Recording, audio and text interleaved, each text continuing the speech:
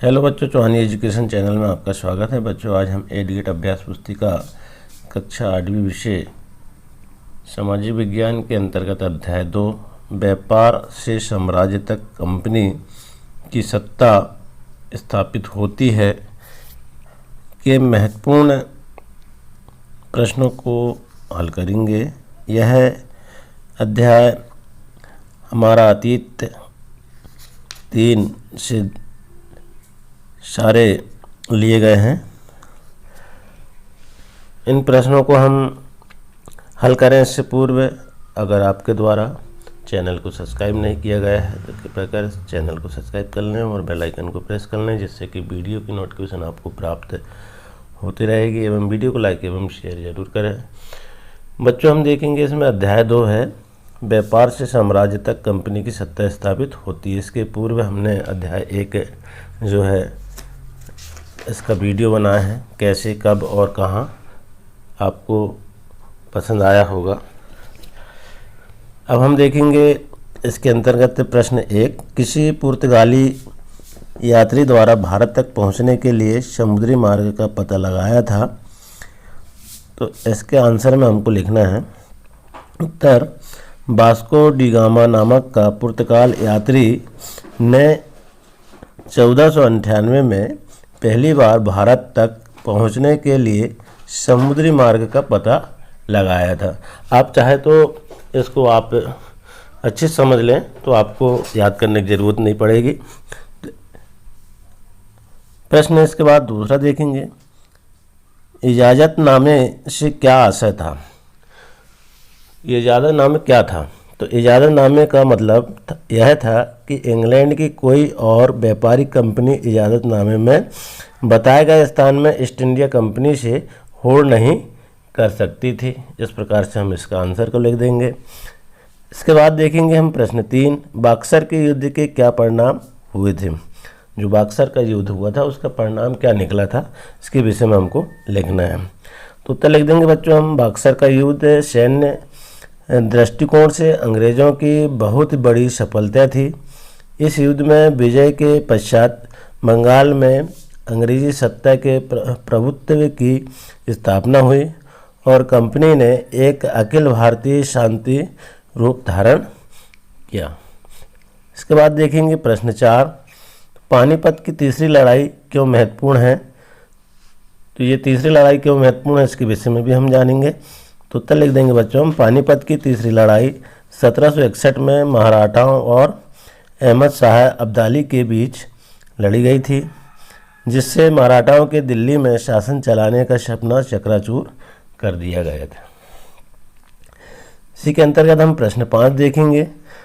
प्रश्न 5 में देखिए आप, यूरोप के बाज़ारों में भारत की किन वस्तुओं की मांग अधिक थी। उत्तर लिख देंगे, यूरोप के बाज़ारों में भारत की निम्नलिखित वस्तुओं की मांग अधिक थी। अब कौन कौन सी वस्तु थी देखेंगे हम। नंबर 1 में बारीक सूती कपड़े, नंबर 2 में रेशम, नंबर 3 में काली मिर्च, लौंग, इलायची और दालचीनी आदि। इस प्रकार से इसके आंसर को लिख देंगे। इसके बाद प्रश्न 6 है, सहायक संधि की शर्तें क्या थीं। अब क्या शर्तें थी हम उत्तर में देखेंगे। उत्तर है, सहायक संधि की शर्तें निम्नानुसार है।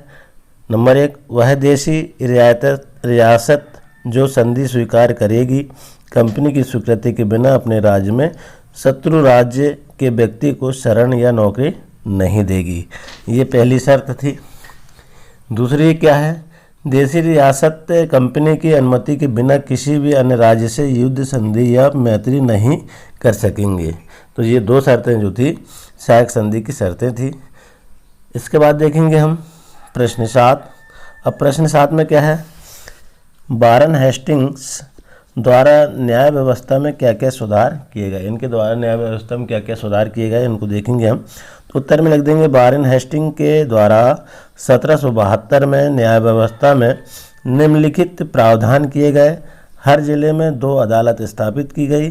फौजदारी और दीवानी अदालतों की मुखिया यूरोपीय जिला कलेक्टर, तो फौजदारी अदालतें काजी और मुफ्ती के अंतर्गत थी। इसके बाद अगला प्रश्न है बच्चों, देखेंगे हम प्रश्न 8, प्लासी युद्ध के क्या कारण थे। उत्तर लिख देंगे, प्लासी युद्ध के निम्नलिखित कारण थे। Number 1, British east India company के कर्मचारियों द्वारा कर एवं शुल्क का भुगतान नवाब को न करना, पहला कारण हो गया।